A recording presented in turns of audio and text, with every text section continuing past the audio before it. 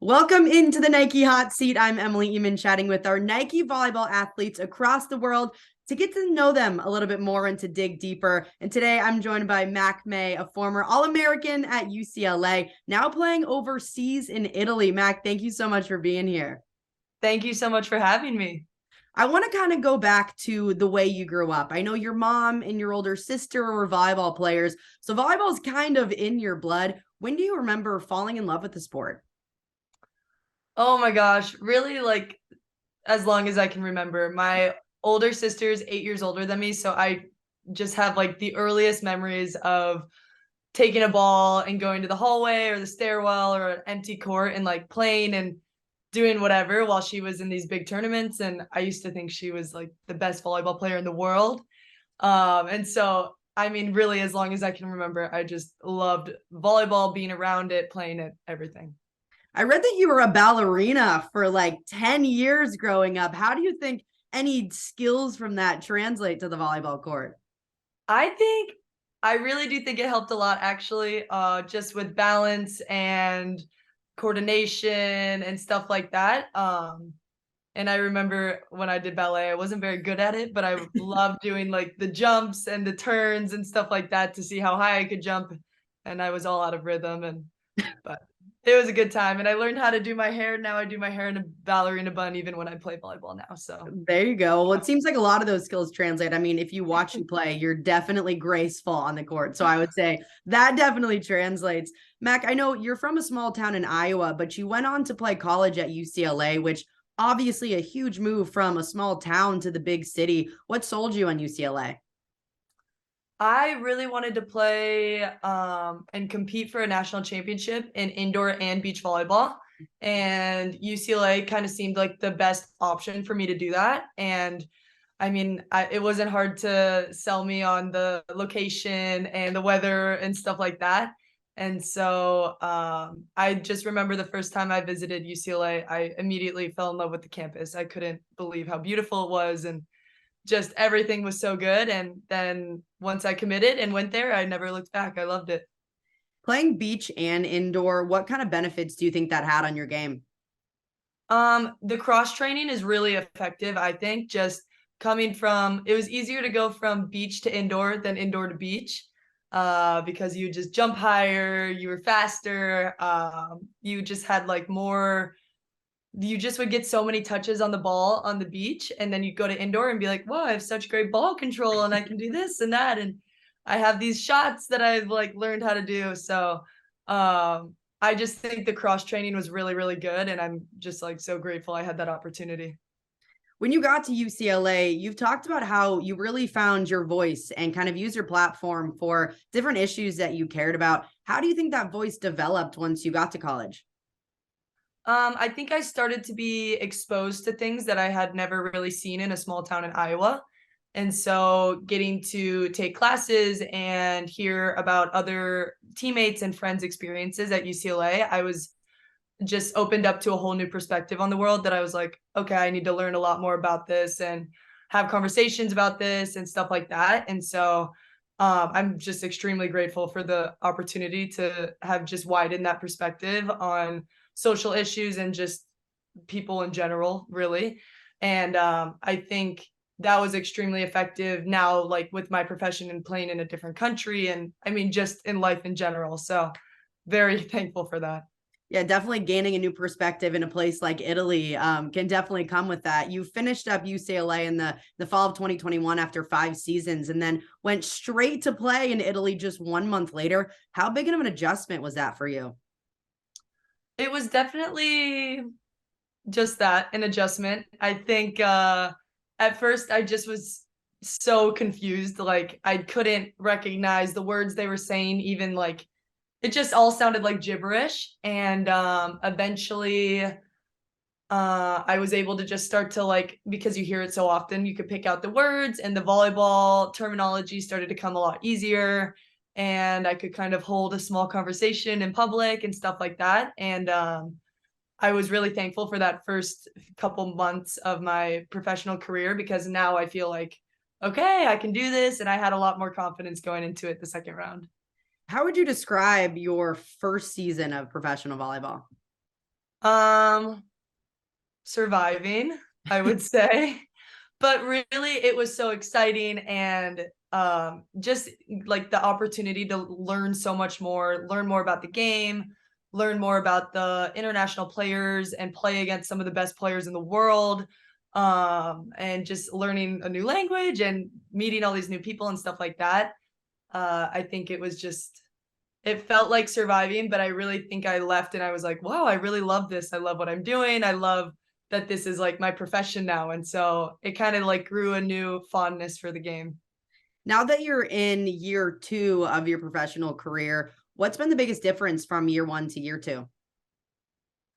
I would say now just taking responsibility for myself and my growth and stuff like that. This year I've struggled just a little bit with the mental side of the game because I think I was so focused on catching up in the physical side with this being the best league in the world. Yeah. I was like, "Oh, I got to jump higher, I got to hit harder." So I was really worried about that. And then now it's kind of shown, okay, I need to breathe. I need to slow the game down. I need to kind of could just chill out and compete.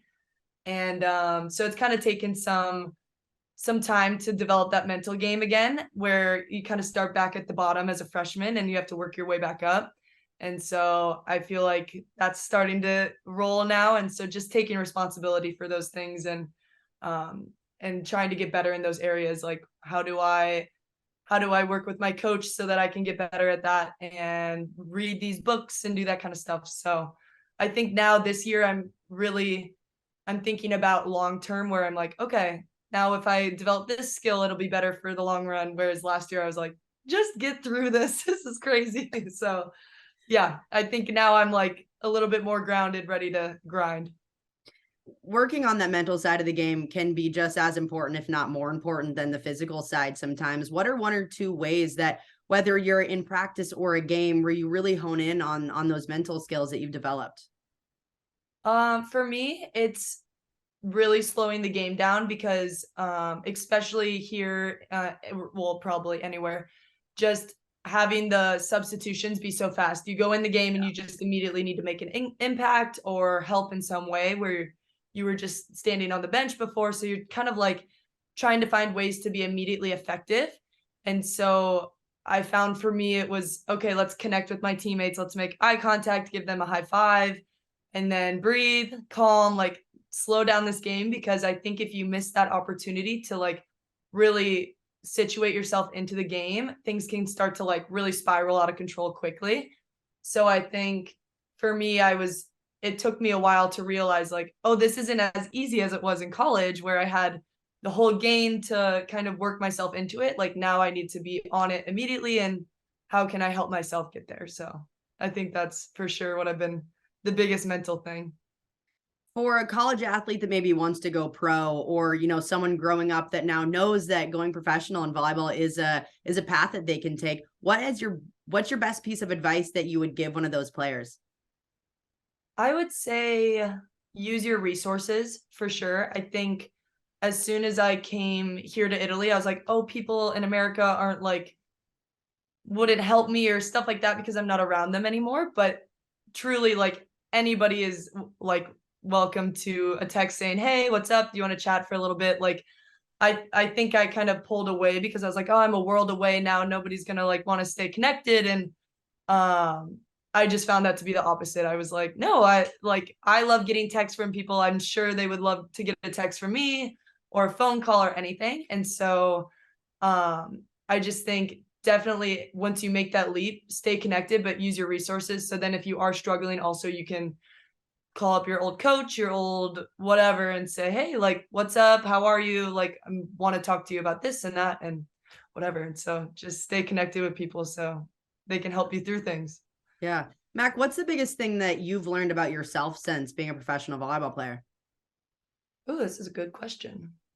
Um, I would say I learned how important relationships are to me. Mm. I think now because when you're close to those people, it's super easy to keep your relationships like strong and easy to talk to people a lot. And then when you move away and all your friends that graduate and they all do their own thing, you kind of have to start making that choice to stay connected. And so Like I call my sister every day, I call my brother once a week, I call my parents once a week. Like I make sure that I stay connected with these people because I just think that's really important and it makes me feel happy. I'm sure it makes them feel happy. So I'm like, okay, this is something that I know is important to me. So I want to make sure that I nourish that and keep that going.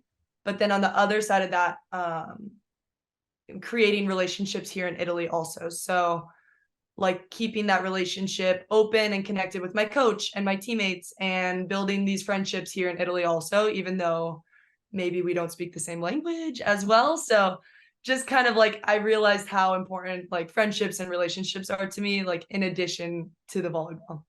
And I think that goes for anyone. You know, you don't have to be a professional athlete going overseas to feel that same thing. I mean, even if you're, say, moving cross country for a job or going to college somewhere that you don't know anyone, you know, you start to learn how to cherish those friendships even more, and then also make new ones to kind of to fill your bucket up. Mac, last thing I got for you: if someone came out to visit you, where are 2 or 3 places that you have to take them? Okay. This is good because I just did this. My brother and my sister visited. I'm ready for this one. First of all, I would show them around Bergamo here, the city that I'm in, because it's just this beautiful city with the it's on the side of the mountain, the Swiss Alps that go into Switzerland, and so the city's at the base of that, and then there's the old city up top. Beautiful. So we walk around there, eat the food, all of that. It's incredible. And then I would also take them to Milan, which is only 45 minutes away. And that's just beautiful. They have the big cathedral and all the shops and everything. So that's definitely a sight to see. And then for sure, I would take them to Lake Como. And that's only like an hour away from me. And just, oh my God, I think that might be my favorite place on earth now. It is so beautiful. So that one is a must. Girl, you got a good setup. You got a couch that I can come stay on or what? Absolutely. Air mattress. Perfect. Mac, thank you so much. You are the absolute best. Thank you for all the insight and advice. And it was fun to get to know you a little bit more. Thank you so much. Thank you.